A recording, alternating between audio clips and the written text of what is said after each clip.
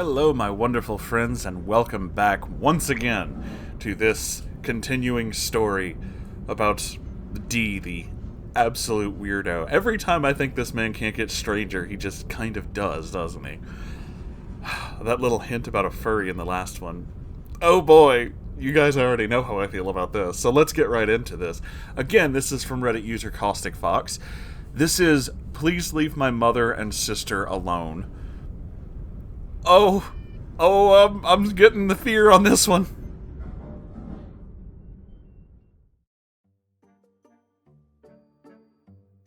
Hello again. I'm glad my last post about D was so well received, and while I wasn't sure whether or not I was going to continue this, here we are.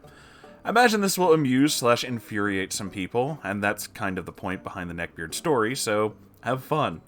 I really enjoy your writing, so yeah, I think this is going to be magical. Warnings again. Attempted sexual coercion of someone who's been assaulted before. Oh, wonderful. Fear of losing a loved one. Lots of cringe. The possibility of impotent rage, as a certain YouTuber likes to say. My cringy writing style. If I've forgotten anything else, my apologies. I think your writing style is very nice. So there. This time, dear readers, our story is actually split in two, with one being after D and I had already been split up for a few weeks, and the other sometime in the middle of his BS need to get into my pants. That one, however, doesn't actually star me.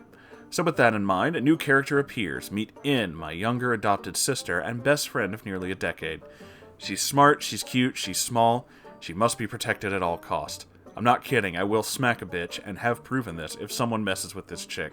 This includes sweaty beanpole neckbeards who don't know what the word no means. I 100% agree with that.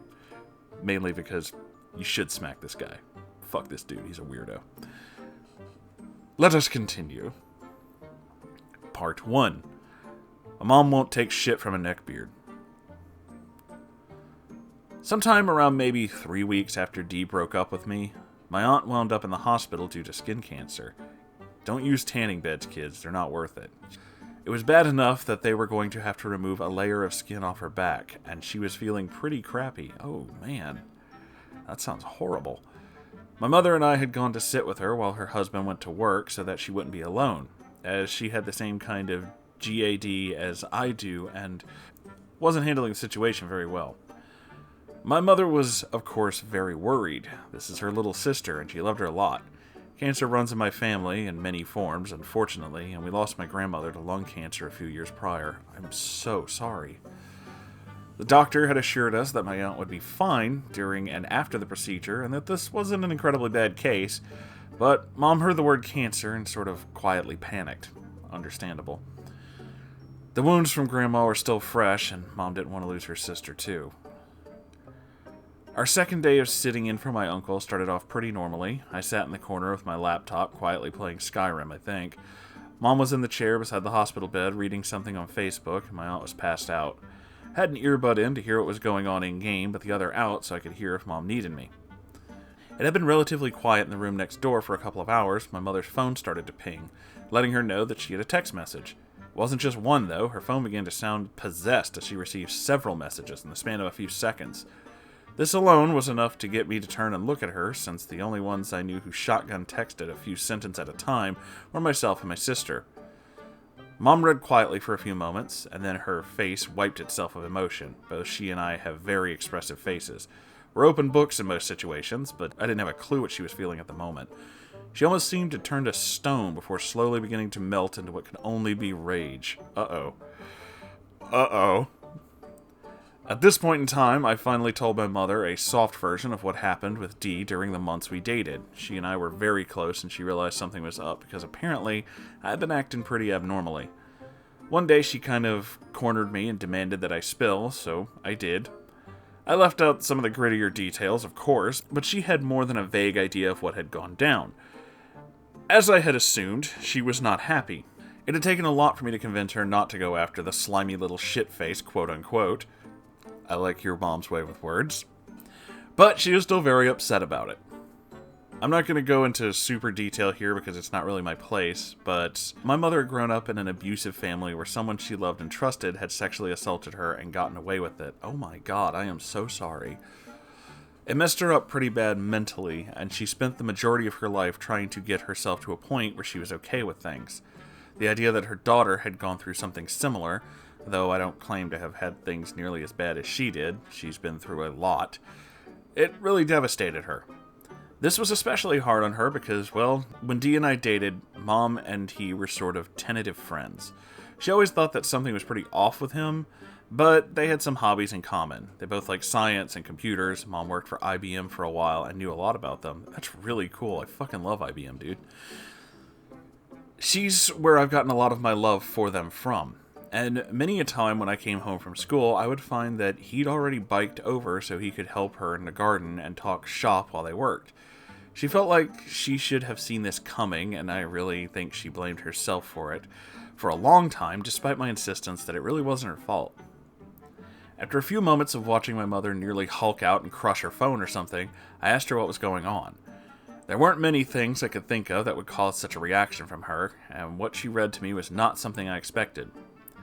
Apparently the one shotgunning text to her was D. After we'd broken up, communication with him had all but ceased to exist with my mother, thankfully, so this was the first time she'd heard from him in a long time. He hadn't broken the silence to catch up with her, though. No, Dee had a very specific reason for contacting her.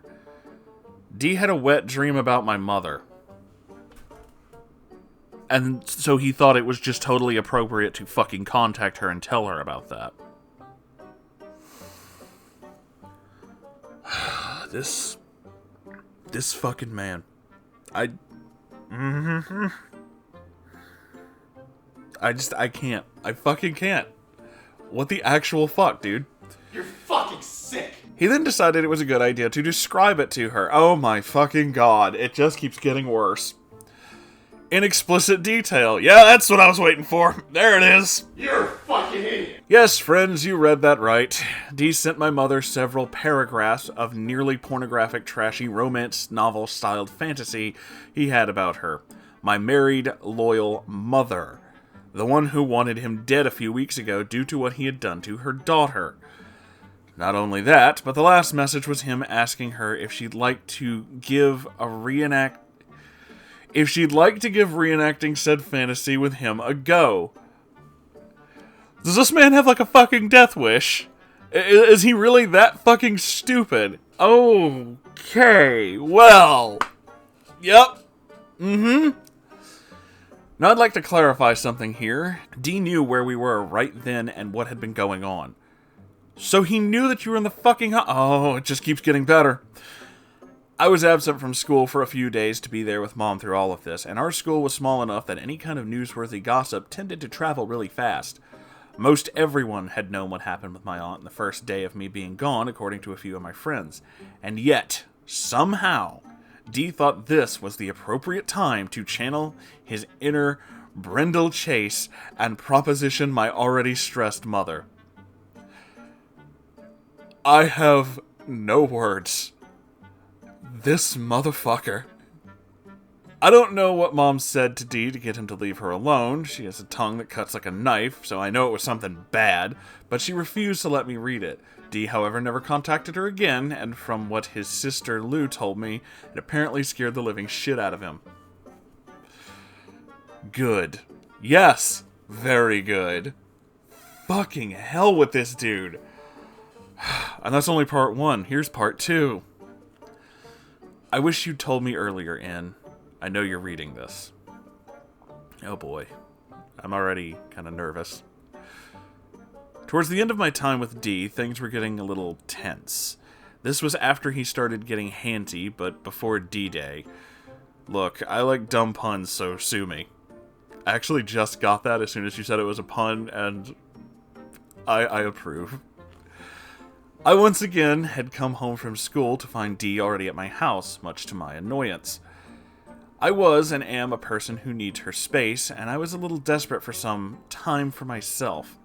Dee was clingy beyond belief, and it was driving me insane. So when Mom informed me that she needed to go to the store for a few things for dinner, I jumped at the chance to go out with her. Mom had a heart attack a few months before, and neither Ann nor I liked her going off by herself to places where she might have to lift things, so it was a general rule that one of us went with her. Jeez, that's scary. In had some sheet music that she needed to learn for an upcoming performance, so she decided to stay home and keep Dee company. She wasn't really fond of him, but I think she knew I was needing the chance to be away from him for a bit. She always seemed to know how I was feeling before even I did, so I suppose I shouldn't be surprised. I was very grateful, though. Before I get into the action, I feel like I should very gingerly disclose a little bit of In's backstory. I'm going to tread as carefully as I can for both the sake of her privacy and the benefit of anyone reading who might find this uncomfortable. But it is kind of necessary. In isn't my blood sister. We're best friends since middle school, and close enough that anyone who didn't know us beforehand generally thought that we were twins. Mom always joked that we were on the same mental frequency. Being this close, when In's parents got into trouble for some unsavory actions, it wasn't hard to convince my mom to open our home to her. In was at risk of being put into the system, and none of us wanted that to happen to her. We eventually wound up legally adopting her, which is a very long process. That is possibly one of the nicest things I've ever read in one of these stories. That is super fucking nice of you guys. Holy shit. That's like... I'm gonna cry. That's actually super wholesome. In's mom eventually started to rebuild her life, so In would go visit and stay with her for a few days at a time. When her mom married a man she'd only known for a few months, those visits waned a bit, but In was determined to keep her relationship with her mother, and did continue to go now and then. In's new stepdad wound up being not a great person. At some point, he sexually assaulted my sister, and later went to prison for it. Holy shit. I hope he get the shit kicked out of him in prison, too. It changed In a bit, which is completely understandable in my opinion. She became quieter and more closed off, though she's been getting better since. I am so sorry that you had to go through that, and I hope you're alright, dude. That's fucking horrifying. I didn't find out until much later on, but shortly after Mom and I left that night, In decided she was going to make some Rose Earl Grey tea that she and I both loved, since it, along with some honey, helped keep overused voices from being too much of an issue. I didn't know that, but I think maybe I should try that. She'd asked Dee if he wanted any, but Dee hated tea, so she wandered into the kitchen with sheet music still in hand, leaving Dee to watch whatever show was on television.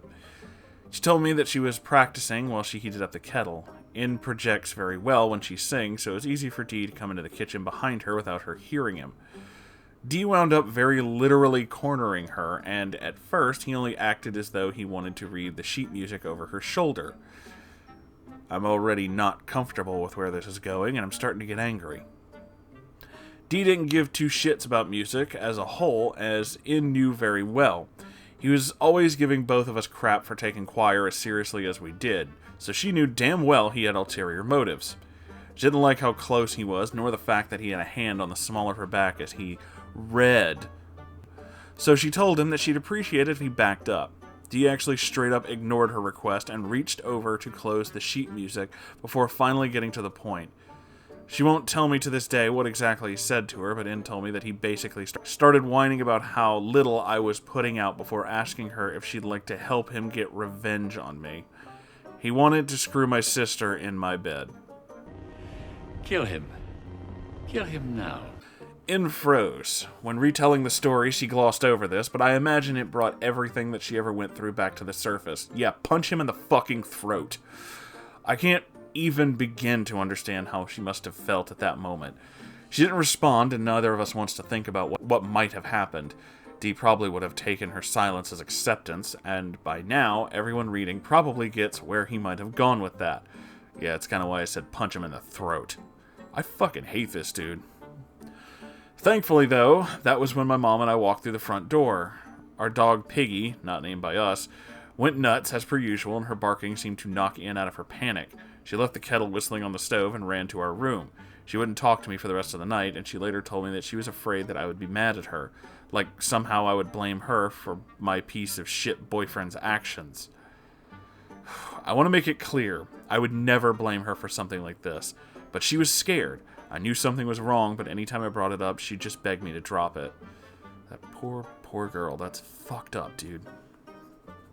I only found out what happened on the same day that Dee sent me those gross messages on Facebook.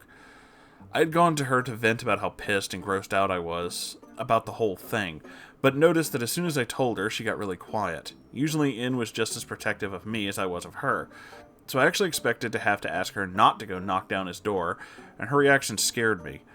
I knew the look on her face by now. It's the look she had when she talked to her mom, who kept bringing up how shitty she was for telling the police about her stepdad. You know, I just didn't think that I could find anybody else in this story to be mad at, but I'll add In's mom to the list. What a fucking asshole. Wow.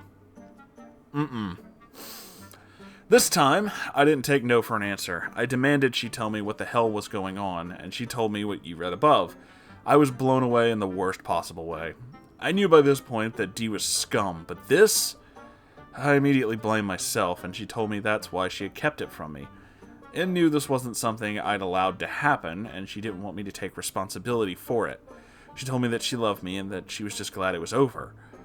I also found out this was part of the reason Im had decided to get revenge on Dee once we had broken up. Im had confided in her, as the three of us had known each other for a long time, and she knew Im could keep a secret. At first, I was a little hurt that she had gone to her rather than me, but I get it. I'm a lot more satisfied now knowing that Im fucked him over as hard as she could. So yeah, I hope you enjoyed both stories today. I know this was a little long, I'm sorry for that. I've been trying to get this out for a couple of days, and short and sweet isn't exactly my MO. In, I know you're reading this. I love you so much. You're so much stronger than you think you are, and you deserve the world.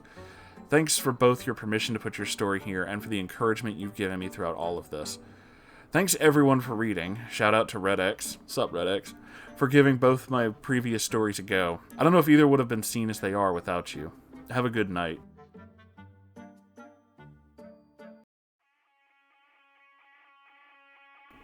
Oh.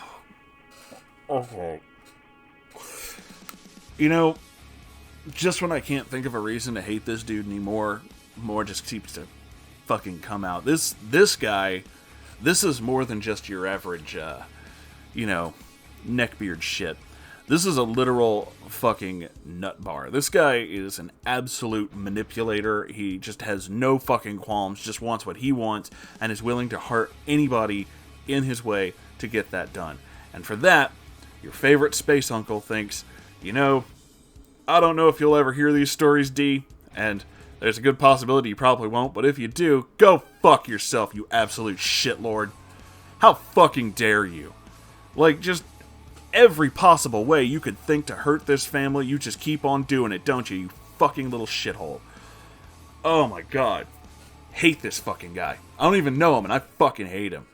Like, god damn, dude. Just god damn. Everyone involved in the Caustic Fox, your mother, your sister, I am so fucking sorry you had to put up with this shit. That is unfucking believable, and I hope you guys are okay. You know, I hope that things are better and you don't have to deal with this fucking piece of shit anymore. I mean, shit, dude. I have no words. I keep saying the same things over and over because I'm just so angry and I don't know how else to fucking explain it. Because seriously, you know, what the hell? Let's all say it together. Fuck this guy. Like, come on, man. How fucking awful can a person be to just keep doing this and to...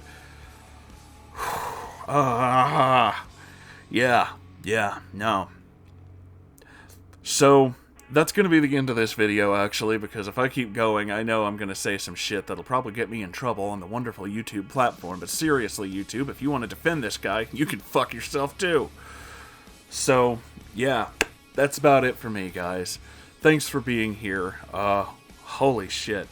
Once again, Caustic Fox and your entire family, I am so fucking sorry you had to deal with this, and I really, really hope you guys are okay. Shit, man. Everybody, just stay safe out there. You know, I worry about all you guys. And watch out for fucking lunatics like this dude. God damn. I love you all, and I'll see you in the next video. Goodbye, everyone.